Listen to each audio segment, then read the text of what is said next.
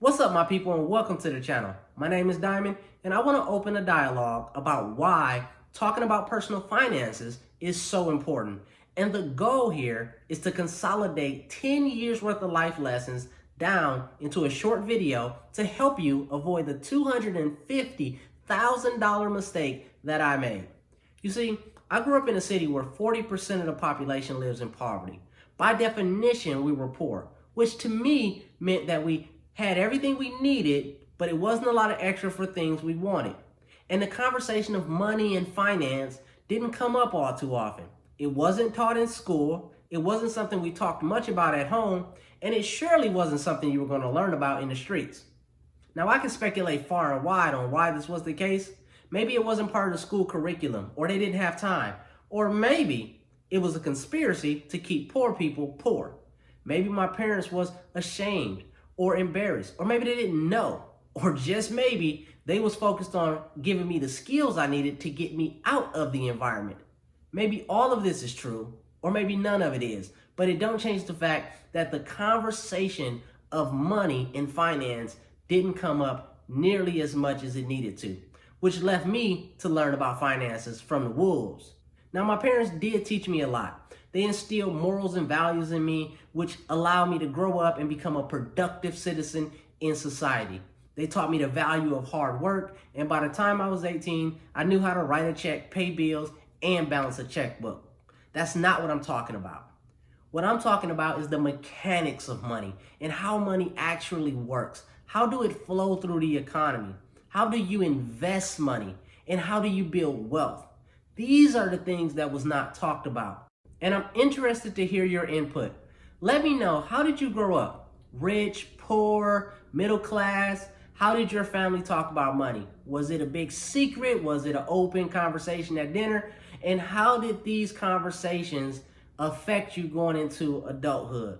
Jump in the comment section and let me know. And when I talk about wolves, the wolves I'm talking about is the financial aid office at your college, or the guy at the furniture store who's offering you 18 months same as cash, or the guy in the finance office down at the car lot who's itching to sell you that car that you shouldn't be buying. These are the wolves, and they couldn't wait to teach me about finances. The only problem was they wasn't teaching me about finance. They was teaching me about credit and debt, which led me down a path where if I wanted something, then I didn't think about how much it cost and could I afford it. I was thinking about how much do it cost a month, or who can I get to finance this, and will this payment fit within my budget? And if it don't fit in my budget, then that just means I need to go out and make more money to make it fit within my budget, which led me into a cycle of credit and debt where I thought my credit score was the most important thing. You see, I would buy something on credit, which would turn into debt, and that would negatively impact my credit score. So I would focus on paying that debt off so my credit score can go up, and then I could buy more stuff. And thus the cycle continued. I thought I was doing pretty good because I had everything I wanted and I had a good credit score.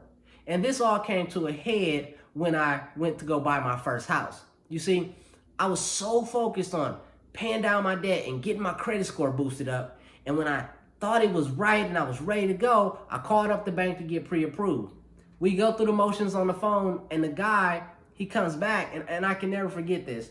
He comes back and said, "Mr. Edwards, your credit score is fine. It's your bank balances that has us concerned. We're going to go ahead and pre-approve you for this loan, but before you close, we want to see that you have $10,000 in the bank." And I was like, "What? You mean my credit score is not the most important thing? I need to have some actual money?" Up until this point, I had been so focused on my credit score and building that and getting the things I want that I neglected the number one thing that we all should be doing with our money, and that's saving and investing so that you actually have some money. 3 months later, we closed on our first house. And this was a complete game changer for me because it was at this time that I started getting more interested in personal finance, in investing. I started reading, listening to podcasts, going to seminars, everything you could do to learn about money. And most importantly, me and my wife started talking more about finances. And I started talking about it with my siblings and friends. And if you interacted with me, we was probably having a conversation around finance, because I didn't just want to have a good credit score. I didn't want to have the ability to have a bank approve me for anything I wanted.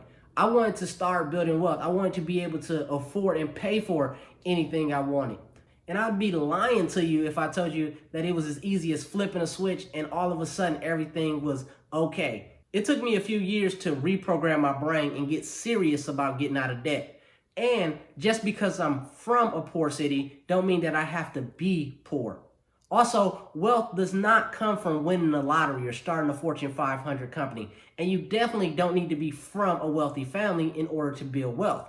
I can start with what I have right now and start to build wealth.